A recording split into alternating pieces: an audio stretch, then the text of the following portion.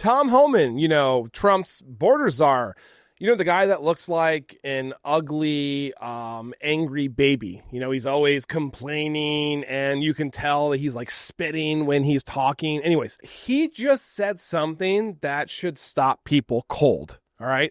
On Fox News, Homan said that he wanted to create a list of people who are basically mean to ICE agents and then make that list public so everyone in the country knows who they are. Watch this. And one thing I'm pushing for right now, Laura, we're going to create a database where those people that are arrested for interference, impediment, assault, we're going to make them famous. We're going to put their face on TV. We're going to let their employers in their neighborhoods, in their schools, know who these people are. Because as you said, a lot of these people, they say they're taking time off work to protest. I bet you a lot of them are calling in sick. I bet you a lot of their employers don't know what they're doing. But we're going to make sure everybody knows who they are. We're going to broadcast. They want to broadcast the ICE officer that was nearly killed all over the internet. We're going to broadcast every one of these people we arrest. Well, I'll tell you what. I will be one of the first people on that list. I mean, people, I'm pretty sure at least, I'm pretty sure I'll be on that list.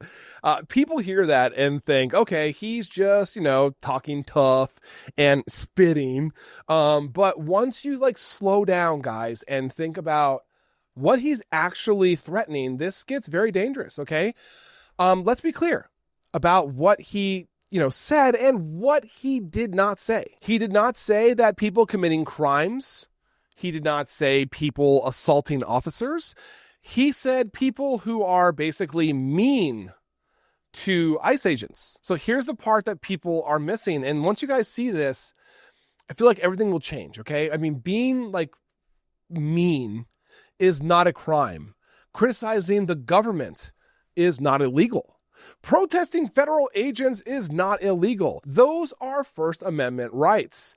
Now, here is where this stops being rhetoric and starts being, a real threat.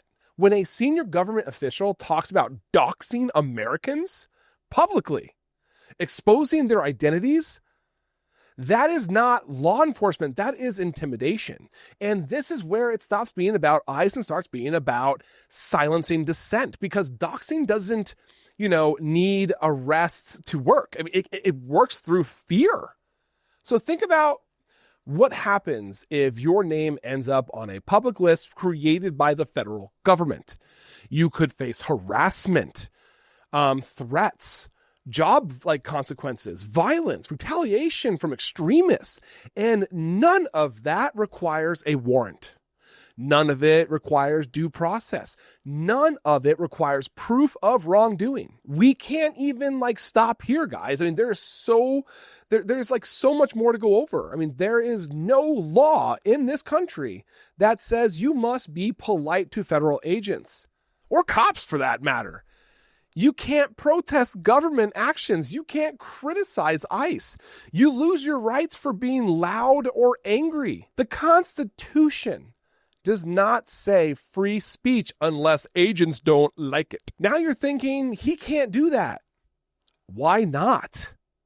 And does he even have to do it? Because even threatening this changes behavior.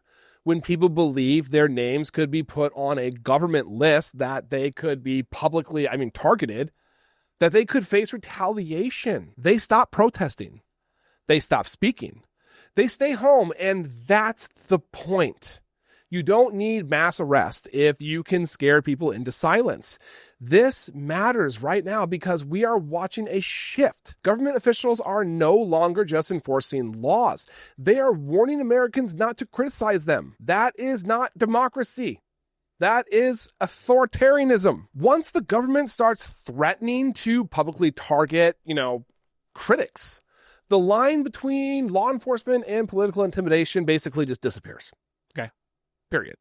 This isn't about liking ICE or, hating ICE. It's about whether Americans are allowed to protest, criticize, and hold power accountable without fearing retaliation from the state.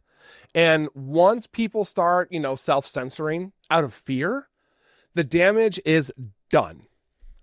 Okay? There does not need to be a list for this to matter. Okay? The threat alone does the work.